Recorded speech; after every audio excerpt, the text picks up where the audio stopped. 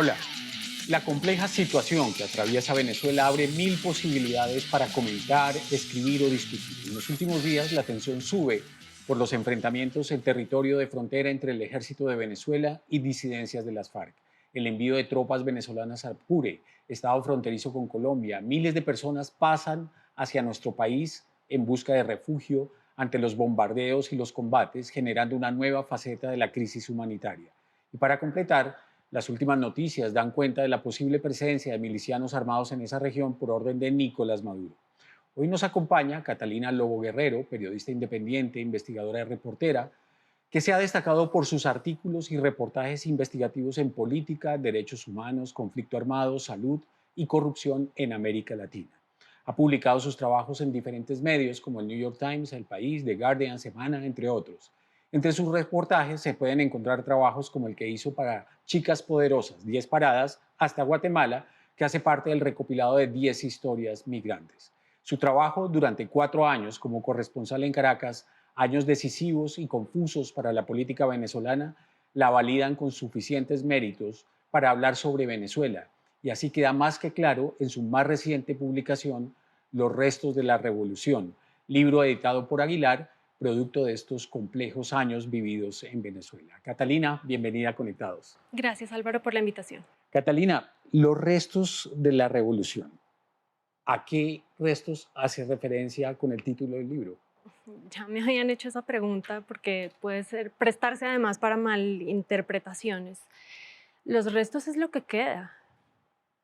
que después de un proceso muy complejo que se llama revolución en Venezuela, va dejando un país que queda, no voy a decirlo en estado de ruina, no voy a ser tan catastrofista, pero sí hay un proceso de deterioro clave a lo largo de varios años. Es un proceso lento, pero es de declive.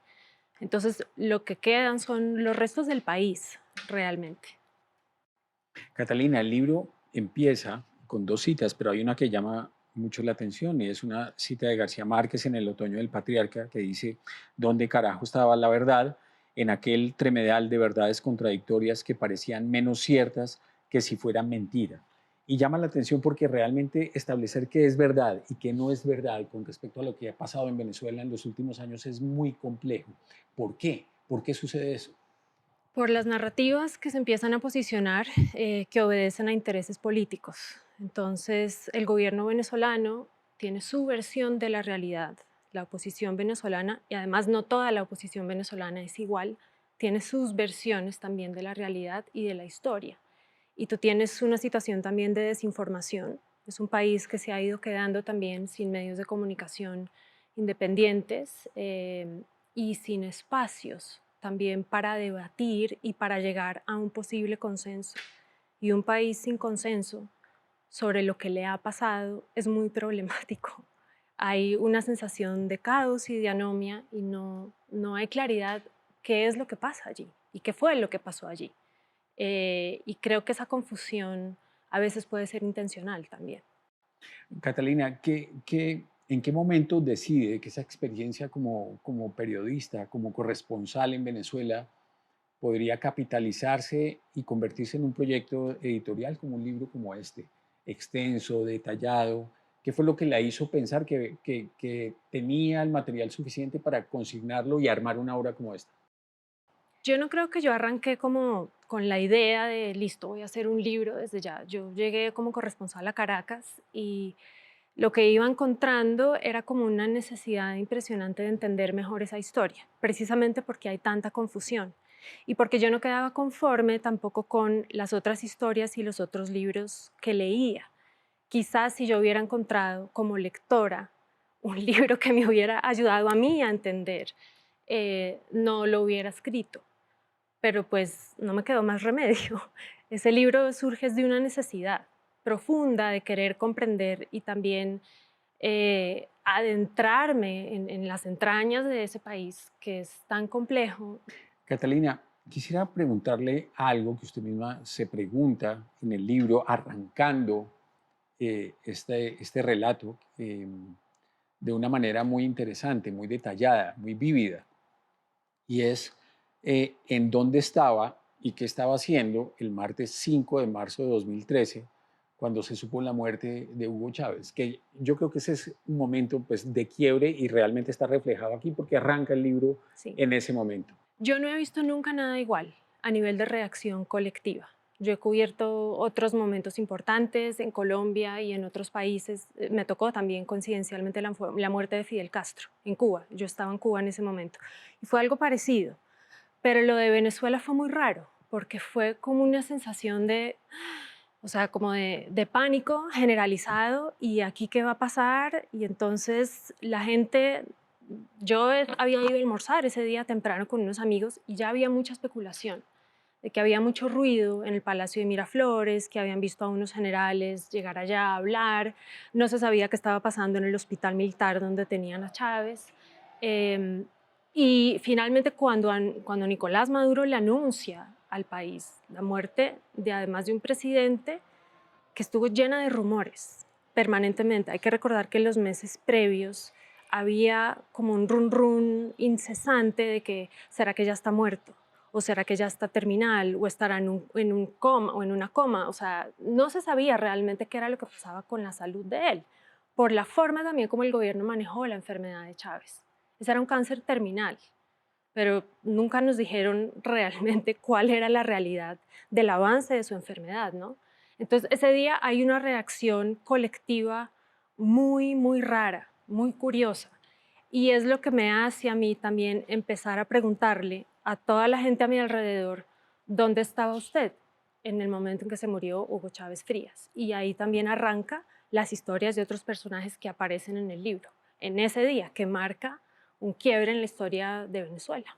Un corresponsal siempre tiene una conexión muy fuerte con el país en el que está trabajando y probablemente pues ya tiene una información y una, digamos, la temperatura de cómo transcurren las cosas, de cómo reacciona la gente, etcétera. Pero esta noticia de Chávez,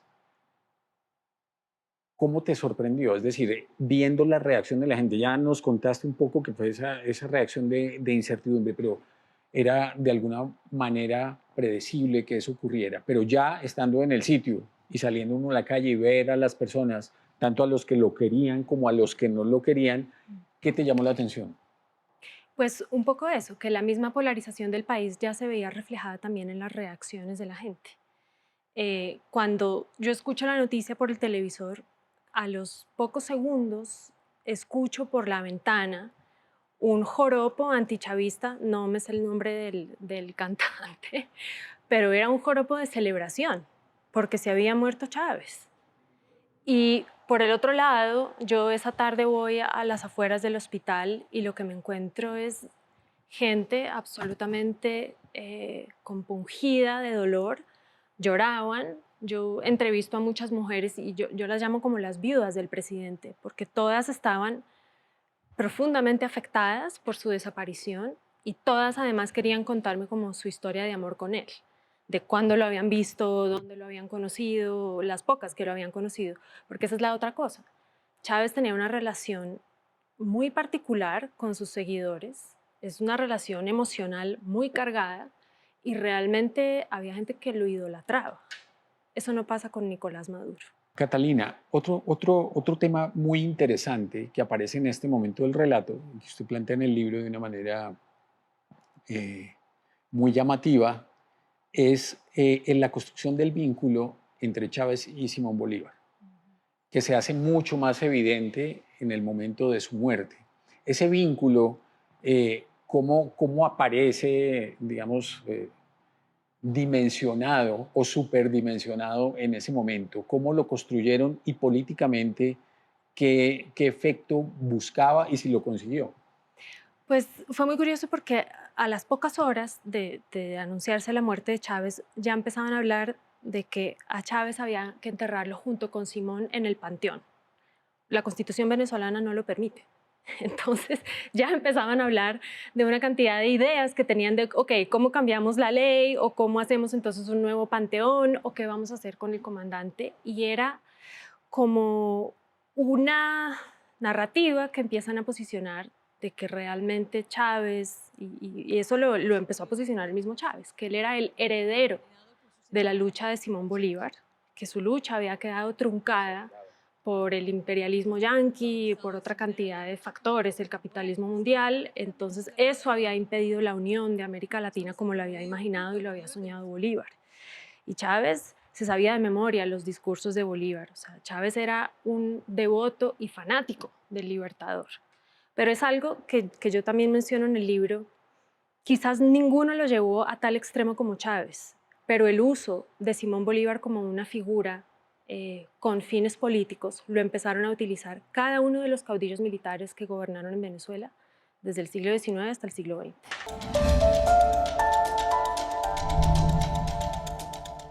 Hay dos hechos relacionados con eso que están en el libro también, pero que a mí en su momento me llamaron mucho la atención y me impactaron mucho. Uno es la nueva versión del retrato de Bolívar, que ese Bolívar que todos conocimos en las pinturas y en la iconografía de la historia, de golpe cambió por otro Bolívar muy distinto, más criollo. Sí. Incluso dicen que con algunos rasgos parecidos a Hugo Chávez. Y dos, la intervención y la exhumación de los restos de Simón Bolívar con el propósito de establecer, entre otras cosas, si había sido o de qué manera había muerto, si fue envenenado, si fue víctima de alguna conspiración de este tipo.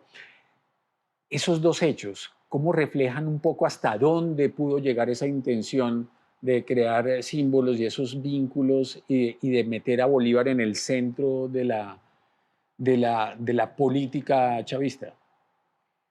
Pues los miembros de la Academia de Historia Venezolana fueron los primeros en decir, esto es un sacrilegio lo que están haciendo. O sea, abrir la urna, sacar los restos de Bolívar, además lo hicieron en vivo y en directo, a una hora muy rara, porque fue así como en una madrugada. Chávez tuiteaba todo ese momento a través de su cuenta personal, Chávez Candanga. Uno lee los tweets de ese momento y uno dice, esto es impresionante. Y en una de las tomas se ve que uno de los forenses además rompe uno de los huesos de Bolívar. Entonces la gente estaba indignada y con razón. O sea, primero los venezolanos llevan escuchando que Simón Bolívar es intocable, que es el padre de la patria. Que alguien llegue a abrir ese cajón, a sacar esos restos y lo ponen todos vestidos, además con trajes como los que vemos ahora por la pandemia, trajes blancos esos para protegerse de todo tipo de bacterias y virus, y lo expusieron. ¿Y todo para qué? Porque además la conclusión de la tal comisión forense era que no podían concluir si efectivamente Bolívar había sido envenenado o no, como decía Chávez. A Chávez no le importó y dijo, no tengo pruebas, jamás las tendremos, pero yo estoy seguro que a Bolívar lo envenenaron. Y eso era algo característico que hacía Hugo Chávez. Él decía este tipo de cosas, sin pruebas, sin evidencias, pero bueno, yo soy Chávez, es la palabra de Chávez y eso tiene que bastar. Es muy impresionante realmente. Catalina, después de todo este episodio de la muerte de Chávez viene ya, digamos, como el empalme con Nicolás Maduro. Y usted menciona algo muy interesante en el libro que me llamó la atención y dice que en el momento en que Chávez anuncia públicamente que en caso de sucederle algo debería ser Maduro su sucesor, usted dice que esa fue la peor noticia que pudo recibir Maduro. Yo creo que sí. Y usted describe la cara que él puso en el momento en que Chávez lo dijo en una reunión que fue transmitida, etcétera. ¿Por qué esa observación? ¿Acaso no era lógico o no era un motivo de alegría para Maduro que Chávez lo estuviera designando su sucesor en caso de que algo le pasara? Para Maduro, ese momento, yo veo la transmisión ese 8 de diciembre de 2012, es el último viaje de Chávez a La Habana y la última vez que él le habla al país, realmente en cadena nacional de radio y televisión. Y cuando uno revisa esas imágenes y él dice, si algo me llegara a pasar, además lo dice, mi decisión irrevocable, plena, como la luna, o sea, con esa grandilocuencia que Chávez tenía, es que ustedes escojan a Nicolás Maduro. Y las cámaras se enfocan a Maduro y tú ves a un Maduro diciendo, Dios mío, con una cara de pregunta, ¿y ahora qué voy a hacer? Y yo creo que él realmente pensó, ¿y ahora qué voy a hacer? Y es como que no se creyera tampoco todas las palabras con las que Chávez lo estaba describiendo. porque Chávez dijo que él era un gran líder político y social y bueno, en fin, ahí están las palabras exactas.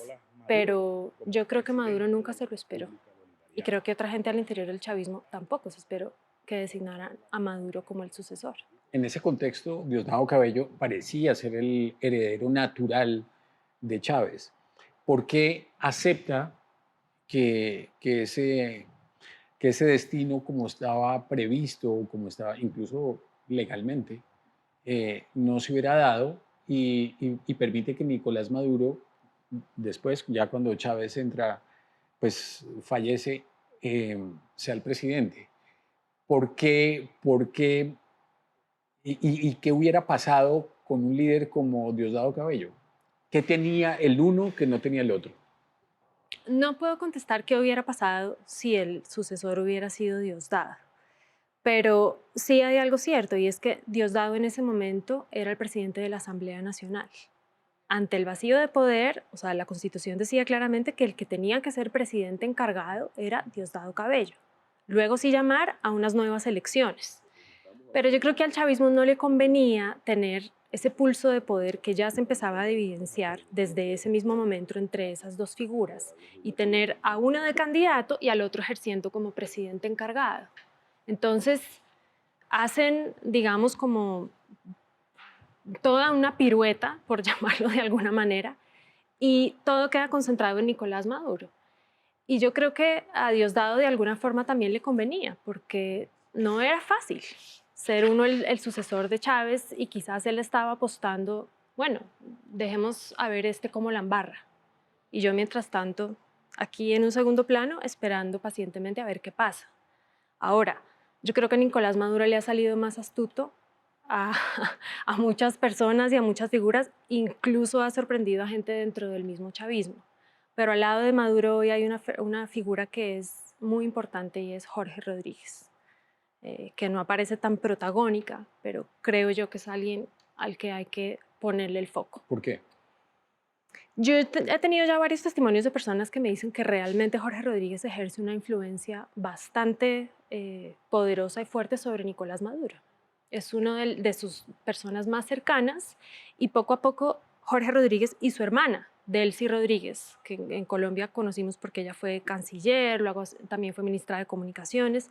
Los Rodríguez han ido copando y teniendo espacios donde se toman decisiones cruciales. Catalina, te voy a mencionar rápidamente porque tú hablaste al comienzo de esta conversación de la oposición venezolana y que es una oposición que tiene matices. Sí, correcto. Te voy a hacer mención a líderes de la oposición que son muy relevantes o por lo menos que tenemos nosotros como referentes aquí para que tú me des rápidamente tu impresión sobre cada uno de ellos. Enrique Capriles. Enrique Capriles tuvo como su momento de gloria y a mí me impresionó el fanatismo que llegó a despertar Enrique Capriles en Venezuela en esas elecciones contra Chávez y luego especialmente contra Maduro.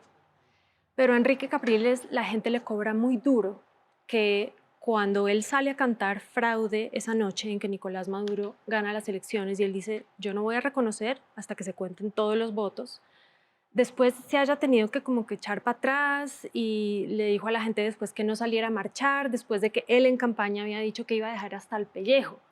Entonces, la falta de coherencia en ese tipo de momentos a la gente se la cobra, a los políticos se la cobran muy duro. Yo creo que Capriles actuó prudentemente en este momento, cuando él cancela esa marcha. Él me dijo después también en una entrevista que él tenía información que lo que planeaban era una matazón en el centro de Caracas. Guaidó. Juan Guaidó, yo creo que a Juan Guaidó le ha tocado muy duro. Francamente, me parece que él quizás, bueno, todos pensaron cuando él irrumpió en la escena, después de que el chavismo además ha venido descabezando a otros líderes que tenían más cancha, más trayectoria, y bueno, aparece este muchacho y en un primer momento fue como que, bueno, esta es la figura que la oposición estaba esperando, pero Juan Guaidó también se ha equivocado y yo creo que en estos momentos también está muy solo, no podría decir tampoco que tiene ya aceptación popular, entonces, no sé, en estos momentos yo no veo un liderazgo claro por parte de los sectores políticos tradicionales. Catalina, en algún pasaje del libro titulado La mala hierba hay una referencia a las relaciones entre el gobierno de Venezuela y las FARC y el ELN. ¿Realmente qué tan profundas son esas relaciones, esos vínculos entre el gobierno venezolano, sectores de las fuerzas militares, con las guerrillas colombianas? Yo no te puedo afirmar eso con toda certeza. A mí la sensación que me quedó, y yo leí varios de los correos que se encontraron en el computador de Raúl Reyes, donde las FARC hablaban también de su relación con ciertas personas al interior del gobierno venezolano y también de las fuerzas militares. Pero más que tener una relación sólida y consolidada, yo lo que creo que las FARC estaban tratando de hacer era ver a quién podían captar como aliado. Y a veces eso era un gobernador de un estado, o a veces era un alcalde local, o era un general en específico, ver con quién podían ellos hacer negocios, quiénes podían permitir que ellos instalaran sus campamentos al otro lado de la frontera sin que fueran a ser perseguidos y atacados. Pero así como dentro de las FARC también había desconfianza hacia miembros del gobierno venezolano, incluso dudaban si ellos realmente contaban con el apoyo de Chávez. Nunca estuvieron muy seguros de si Chávez los iba a apoyar o no, según esos correos. Narcotráfico. El tema del narcotráfico, también ahí están plasmadas unas cifras pues, que no son, también han sido públicas, Sí, de exacto. cómo ha crecido la producción y la exportación, sobre todo la exportación de droga desde Venezuela por diferentes rutas hacia diferentes lugares del mundo. El tema del narcotráfico y su compromiso con algunos sectores oficiales, ahí que encontró. Pues ahí hay distintas figuras que están ya mencionadas y que incluso están en la lista OFAC del Departamento del Tesoro de los Estados Unidos. Y entonces ya tú tienes también acusaciones por parte de una corte en el distrito no sé qué, ya no me acuerdo cuál es, pero entonces siempre se ha dicho que hay personas que están muy vinculadas al narcotráfico, el Pollo Carvajal, el que era el general Cliver Alcalá Cordones, por ejemplo, que estuvo refugiado aquí, pasó un tiempo en Barranquilla, después estuvo vinculado a esta operación que fracasó. Muy raro todo eso, yo sigo sin poder realmente entender qué pasó allí. Pero entonces son figuras, son individuos que han estado señaladas de pertenecer a un supuesto cartel de los soles. Ahora, los que son expertos en crimen organizado y algunas personas que yo he consultado al respecto me dicen, yo no calificaría a los generales venezolanos y a ciertas figuras del chavismo que han estado vinculadas a casos de narcotráfico como un cartel. Ellos sí, quizás sí han prestado para facilitar un tema de envíos, de rutas. Muchas de las avionetas, de las lanchas Go Fast salen vía Venezuela hacia Europa o hacia Honduras, México, etcétera, pero no son una estructura sólida de un cartel como lo pudieron ser, como pudo ser aquí en su momento el cartel de Medellín o el cartel de Cali o algo así. Ahí hay diferencias, entonces, pero bueno. Catalina, justamente por estos días se habla de otra figura que aparece con mucha relevancia, especialmente en los temas económicos, que es Alex Saab. Ahí Gerardo Reyes, otro colega colombiano, acaba de publicar un libro con una investigación muy interesante sobre Alex Saab. En esa época en la que usted estuvo allá, o posteriormente, ¿entró en el radar de la mirada que tenía la figura de él o no? No, en esa época yo no escuché hablar de Alex Saab, pero mis colegas venezolanos de Armando.info, que son un grupo de periodistas de investigación venezolanos que han estado siguiendo el caso de Alex Saab con el mismo rigor y el mismo juicio que Gerardo, y ellos empezaron a destapar que Alex Saab era el de los contratistas de las bolsas CLAP, que son, digamos, los mercados que reparte el gobierno, y que Alex Saab estaba ahí en esos negocios. Entonces, en la época en que a mí me tocó, él no figuraba, pero pues de pronto ya empezaba a hacer sus negocios, etcétera, porque todo ese tema de los mercados, etcétera, se empieza a instaurar no mucho después. Gerardo también menciona a Piedad Córdoba como, Sí. digamos, como un soporte muy importante que sirvió como enlace original para que Alex Saab entrara en contacto con el gobierno de Venezuela y fuera creciendo y creciendo en sus negocios que se multiplicaron de una forma impresionante. La figura de Piedad Córdoba en esa época sí era relevante. ¿Cómo se Sí, veía Piedad la Córdoba en figura de Piedad, sí, Venezuela? claro, Dentro sí. del chavismo, ¿qué tan importante o relevante era?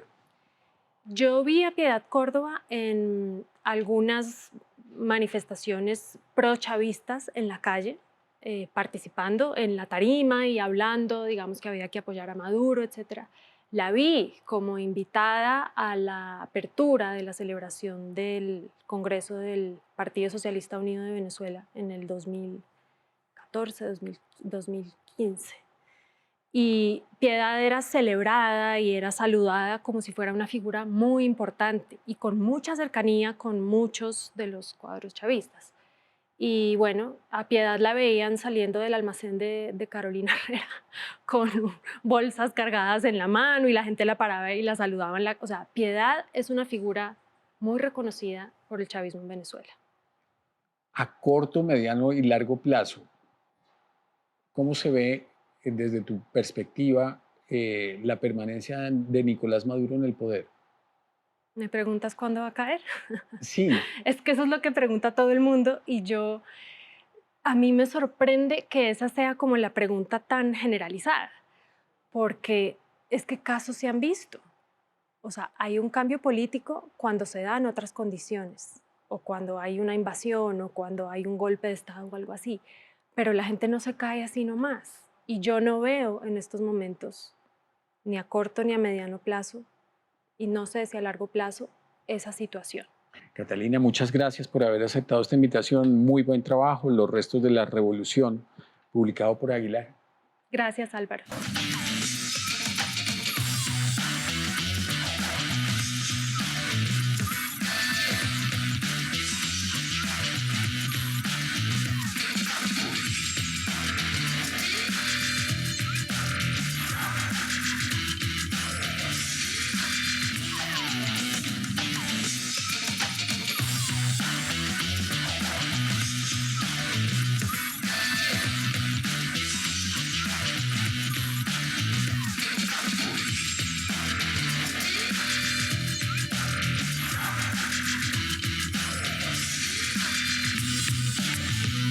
Este contenido fue financiado con recursos del Ministerio de las TIC.